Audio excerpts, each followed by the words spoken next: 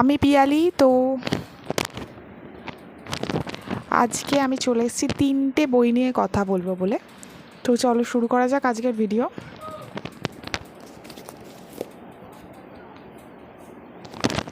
প্রথম বই হচ্ছে যেটা নতুন বেরিয়েছে বইমেলার সময়, শিমুল গাছার জায়গা সুবিধার নয়, নির্বাণ রায় লিখেছেন। এটা বেরিয়েছে স্মেল অফ বুকস থেকে।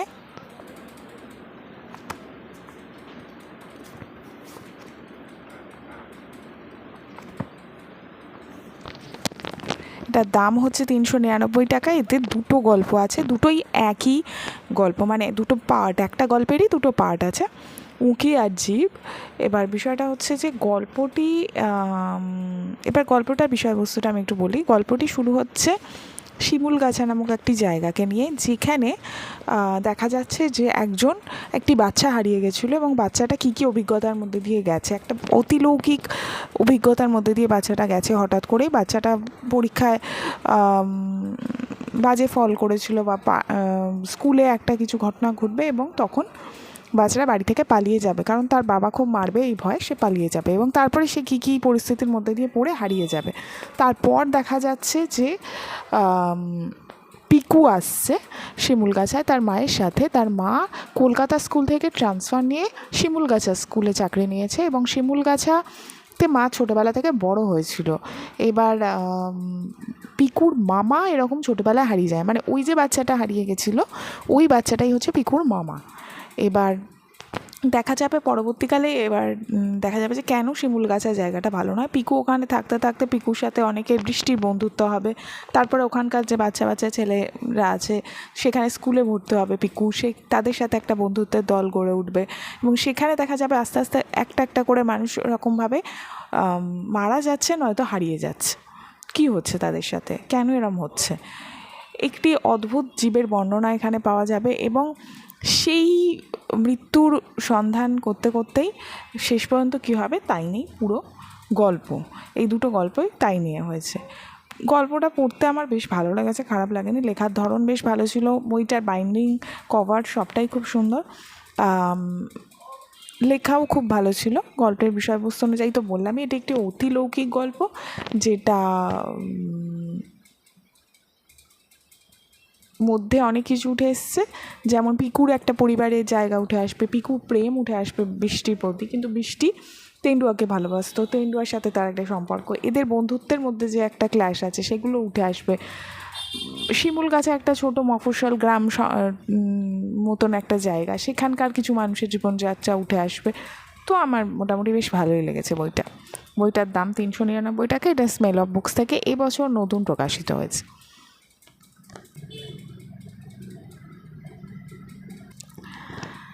এরপর আমি যে বইটা নিয়ে কথা বলবো সেটা হচ্ছে হাওয়ার রাজ, শায়ক আমানের লেখাটা দ্বীপ থেকে প্রকাশিত হয়েছিল আগের বছর সম্ভবত।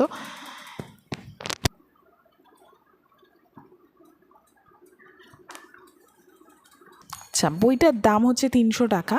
তো এই বইটার যে বিষয়বস্তু, এটা শুরু হচ্ছে একটা উত্তর সিকিমের দুর্গম পাহাড়ে ট্রেক করতে যাচ্ছে উদিত আর ইভানা, ঠিক আছে।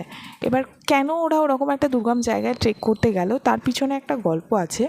উদিত হচ্ছে পাহাড়ে ট্রেক করায় মানুষদের, এই কাজের সাথে ট্রাভেলিংয়ের সাথেই যুক্ত একটি লোক, এবং ইভানা হঠাৎ করেই ওর অফিসে আসবে বাড়ি থেকে বেরিয়ে, এবং তারপরে ওদের দুজনের মধ্যে একটা সম্পর্ক তৈরি হবে এবং দুজনকে বিয়ে করবে। এবার উদিতকে একটি লোক ডেকে পাঠাবে এবং সে একটা অদ্ভুত কাজের দায়িত্ব দেবে এবং তারপর কি হবে সেই নিয়েই পুরো গল্পটা হয়েছে। এটা হলো প্রথম প্লটটা। দ্বিতীয় হচ্ছে একটা গল্পের মধ্যে অনেকগুলো জায়গা যখন উঠে আসে, একটা আধ্যাত্মিকতার জায়গা উঠে আসছে, মানুষের সাথে মানুষের সম্পর্কের জায়গাটাকে এত সহজভাবে এখানে দেখানো হয়েছে এবং তার ভিতরের যে লেয়ার্সগুলোকে যেভাবে লেখক এখানে বর্ণনা করেছে অসাধারণ ছিল। গল্পটা পড়তে খুব ভালো লেগেছে আমার, এবং পুরো first page to last page একটা হুকড করে রাখা মতো বই এবং অসাধারণ লেগেছে। মানে আমি শায়ক আমানের লাস্ট বই পড়েছিলাম জোনাকির রং, তার আগে পড়েছি আমি কুয়াশার ফুল। তো এই বইটা আমার সব থেকে বেশি ভালো লেগেছে এখন অবধি এবং আমার পড়তে ভীষণভাবে ভালো লেগেছে। যেটা আমি একটা জিনিস যেটা ফিল করেছি যে বইটা পড়তে গিয়ে অনেকগুলো প্রিন্টিং মিস্টেক আছে, আর গল্পটার বিষয়বস্তুর মধ্যে তো বললামই এখান থেকে শুরু হচ্ছে, এবার তারপরে অনেকগুলো জায়গা বেরোবে, তাই পুরো গল্পটার মধ্যে আর কিছুটা আমি যাব না। কিন্তু আমার যেটা সবথেকে বেশি ভালো লেগেছে, এই যে উদিত আর ইভানার সম্পর্কটা, এর মধ্যে একটা উপলব্ধির জায়গা আছে। মানুষের জীবন নিয়ে উদিতের কিছু কথোপকথন আছে, জুলিয়ার সাথে হোক বা তাদের এই ট্রেকের অভিজ্ঞতার মধ্যে দিয়ে আমার মনে হয় যে গল্পটা শুধুমাত্র এই যে একটা কাজ দেবে, সেখান থেকে গিয়ে একটা নতুন জায়গায় গিয়ে ওরা কিছু নতুন ভৌতিক অলৌকিক কিছু উপলব্ধি করবে, এখানেই সীমাবদ্ধ না। এটার সাথে মানুষের মেলবন্ধন বা সামাজিক একটা সম্পর্কের জায়গা বারবারই উঠে এসছে, যেখানে আমার মনে হয়েছে কোথাও, আমি এটা আমার নিজের অনুভূতি শেয়ার করছি এই গল্পটা পড়তে গিয়ে, যেখানে না মানে কিছু কিছু অনুভূতির মধ্যে দিয়ে লেখক খুব স্বাভাবিকভাবে মানে মেনে নেওয়া কিছু জায়গা, যেমন আমরা কোনো একটা সম্পর্কের মধ্যে যেমন অনেক সময় অনেক কিছু এমন অনুভব করি যেটাকে ঠিক প্রকাশ করতে পারি না, বা যেটাকে একটা অন্যভাবে এখানে প্রকাশ করা হয়েছে, যেটাকে অন্যভাবে এখানে দেখানো হয়েছে, যেগুলোর মধ্যে গল্প চলে এসছে হয়তো কোথাও, কিন্তু সেগুলো গল্পের নয়, জীবনের পার্ট। এবার কিছু কিছু জায়গায় যেমন একটি মানুষ যখন কুয়া থেকে পড়ে যাচ্ছে, তাকে কিছুতেই বাঁচানো মতন উপায় উদিতের হাতে নেই, সেই সময়টা আমার মনে হয়েছে যে অনেক সময় আমরা এমন অনেক সম্পর্কের মাঝখানে দাঁড়িয়ে থাকি যেখানে আমরা বুঝতে পারি যে একটি মানুষ তার বিপদ বেছে নিচ্ছে বারবার করে, কিন্তু তাকে সেখান থেকে সরানোর মতন অবস্থা নেই, বা আমাদের সরানোর কথাও নয়, হয়তো আমাদেরকে নিজেদেরকেই সরে আসতে হয় সেখান থেকে।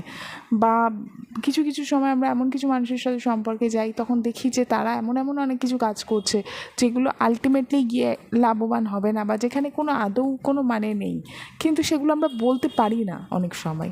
বা কোনো সময় আমরা নিজেদের জীবন থেকে বুঝতে পারি যে অনেক কিছুকে আমাদের মনে হয় যে এটার তো কোনো মানেই নেই, বা আমরা ফিল করতে পারি আশেপাশের লোক এটার কোনো মানে খুঁজে পাচ্ছে না, কিন্তু আমরা নিজেরা বুঝতে পারছি এটা কতটা মিনিংফুল, এটা কতটা গুরুত্বপূর্ণ। এই রকম কিছু কিছু কনসেপ্ট এখানে লেখক গল্পের মধ্যে দিয়ে বুঝিয়েছে, যেটা হয়তো খুব সহজে বোঝার মতো নয়, গল্পের মধ্যে হারিয়ে গেলে হয়তো ওটাকে গল্পের পার্ট বলেই মনে হবে, কিন্তু আমার মনে হয়েছে লেখক এখানে প্রতিটা জায়গায় আমাদের জীবনের অভিজ্ঞতাকে সামনে আনতে চেয়েছে একটু অন্যভাবে। তো এই বইটা আমার একটা অভিজ্ঞতা, এই বইটা আমার ভীষণ ভীষণ একটা কাছের বই হয়ে থেকে যাবে, এবং আমার প্রত্যন্ত মানে ভালোবাসার একটা বই হয়ে থেকে যাবে। ভীষণ ভালো লেগেছে আমার এই গল্পটা। তো এটা ছিল আর একটা বই, এটা হচ্ছে হাওয়ার রাত। এবং এই বইতে আরও একটা কথা বলে দিই, এই বইয়ের লাস্টের দিকে একটা প্লটে দেখানো হয়েছে যে উদিতের ওই যে পাহাড়ি জায়গাটায় যাওয়ার একটা নিজস্ব ছোটোবেলার ঘটনা আছে, যেখানে ওর মাকে হারিয়ে ফেলেছিল, এরকম একটা প্লট তুলে ধরা হয়েছে। এবং ইভানাকে এমনভাবে গল্পটা শেষ হবে, অনেকেরই মনে হবে কী যেন হলো বুঝতে পারলাম না, কিন্তু হয়তো একটু গভীরভাবে দেখলে বোঝা যাবে যে সেই ছোটোবেলার জায়গাটাকেও কোথাও লেখক হয়তো মিলিয়ে দিয়েছেন। ওই যে মায়ের সাথে বিচ্ছেদ, এটাকেও হয়তো লেখক কোথাও একটা মিলিয়ে দিয়েছেন। তো মানে গল্পটা খুব গভীর একটা গল্প, এবং শায়খ আমানের লেখা আমরা জানি যে শায়খ আমানের লেখায় যেটা সবথেকে বেশি ইম্পর্ট্যান্ট থাকে সেটা হচ্ছে গভীরতা, সেটা হচ্ছে একটা সারিয়ালিজম, একটা অতিলৌকিক বা অলৌকিক জিনিসের মধ্যে দিয়ে একটা বাস্তবকে ছুঁতে পারার, আপ্রাণ ছুঁতে পারার চেষ্টা। ভীষণ একটা ওনার লেখা ভীষণ অথেন্টিক হয়, ওনার লেখার মধ্যে সারল্য থাকে, ওনার লেখার মধ্যে যে জটিলতাটা থাকে তার মধ্যে অনেক জীবন বোধ থাকে। তো সেরকমই একটা জায়গা ছিল, সেরকমই বেশ কিছু জায়গা ছিল। তো এই ছিল আমার পরের বই, হাওয়ার রাত, শায়খ আমানের লেখা। আচ্ছা, এরপর আমি যে বইটা নিয়ে কথা বলবো সেটা হচ্ছে শ্যামল ঘোষের লেখা তিব্বতী পুঁথি।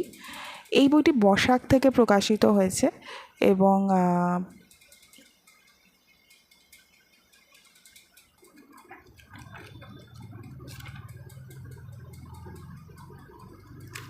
আচ্ছা, এই বইটার দাম 220 টাকা।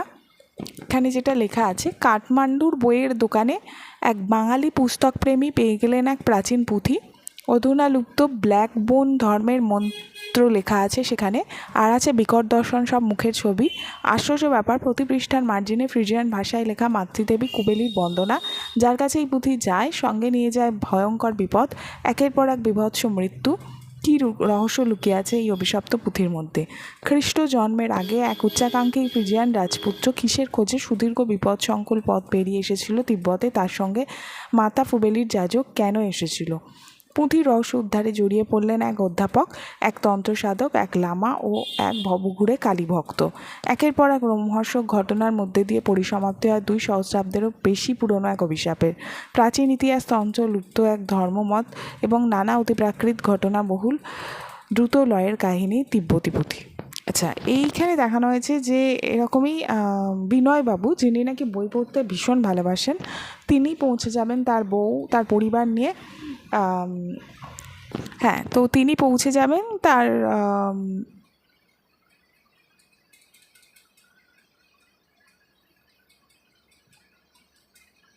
তার বউ সুনন্দা এবং তার ছেলেকে নিয়ে নেপালে ঘুরতে যাবেন।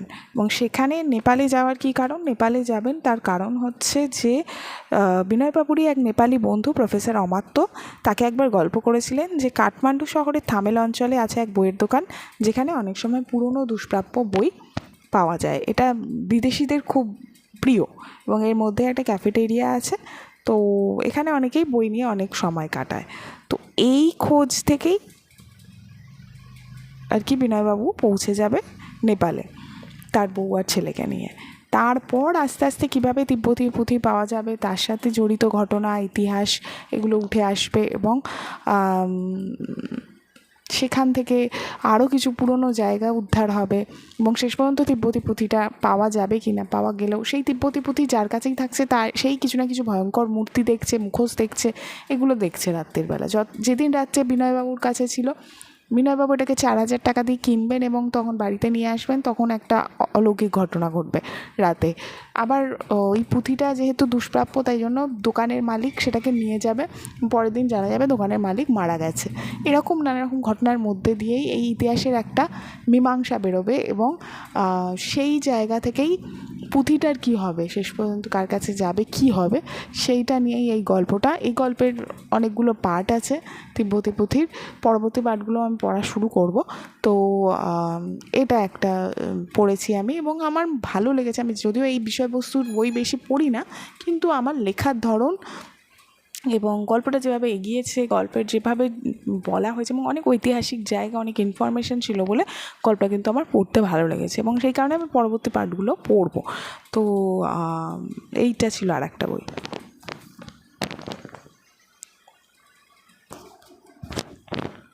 তো এই ছিল আমার আজকের কিছু বই, যেগুলো আমি পড়ে শেষ করেছি, তোমাদের সাথে আমি শেয়ার করে নিলাম। আবার